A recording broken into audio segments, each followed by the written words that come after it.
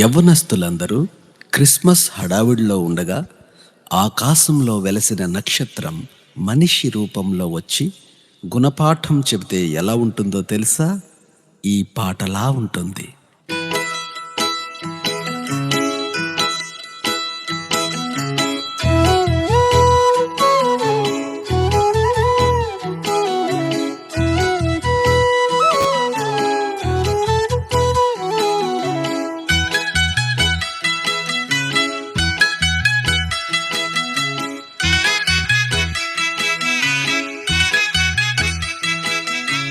ఆకాశాన క్రీస్తు జన్మదినాన అరుదైన తారా ఆనాడు వెలిసింది. ఈ లోకాన చిమ్మ చీకటిలోన నిన్నొక్క తారగా వెలగమని పాఠం చెబుతోంది. కానులకే దారిని చూపే నక్షత్రంలా మారాలంటుంది. క్రీస్తు వైపే నడిపించేందుకు తనలాగే నువ్వు నడవాలంటుంది. లోకులంతా ఆ వెలుగులో యేసు క్రీస్తును గుర్తించాలంది.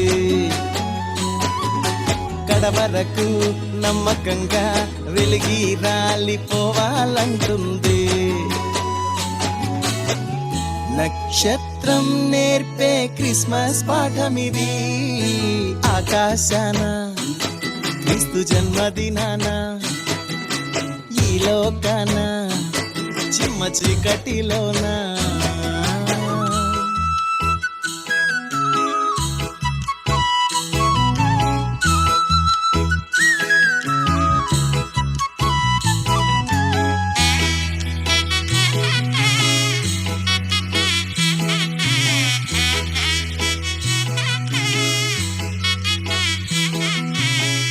ఇంటి మీద వెలిగే తారలా ఉండిపోతే ఏ లాభం?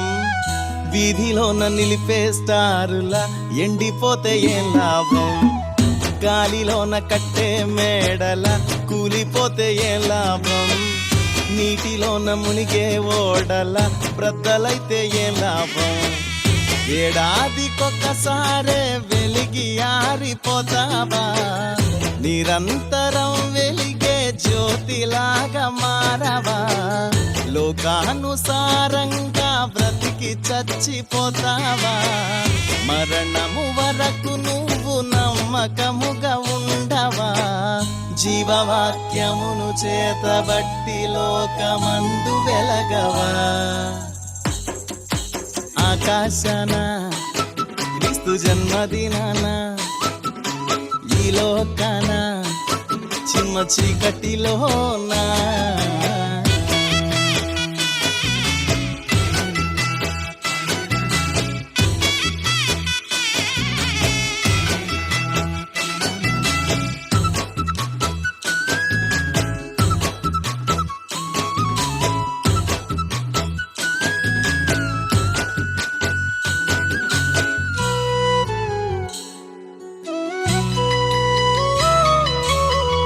గాలివాటు రాని చోటులో దీపముండి ఏ లాభం?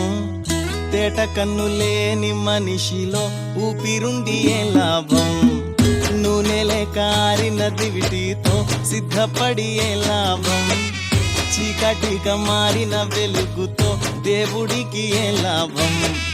నీతి మార్గమున వెలిగి అనేకులను త్రిప్పుదువా? ఆకాశ మండలంలో జ్యోతి వలె ఉంటావా? రాజువైన యాజకునిగా సమూహములో కనపడవా? ఆశ్చర్యకరమైన వెలుగులోన నిలబడవా? క్రీస్తును పోలి బ్రతికి చివరి వరకు ప్రకాశించవా? ఆకాశాన క్రీస్తు జన్మదినాన అరుదైన తారా ఆనాడు వెలిసింది. ఈ లోకాన చిమ్మ చీకటిలోన నిన్నొక్క తారగా వెలగమని పాఠం చెబుతోంది. జ్ఞానులకే దారిని చూపే నక్షత్రంలా మారాలంటుంది.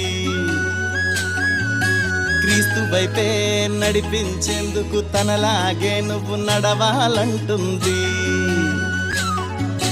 లోకులంతా ఆ వెలుగులో యేసు క్రీస్తును గుర్తించాలంది. కడవరకు నమ్మకంగా వెలిగి రాలిపోవాలంటుంది. క్రిస్మస్ పరమార్థం ఇక్కడ దాగుంది. ఆకాశాన క్రీస్తు జన్మదినాన ఈ లోకాన చిమ్మ చీకటిలోనా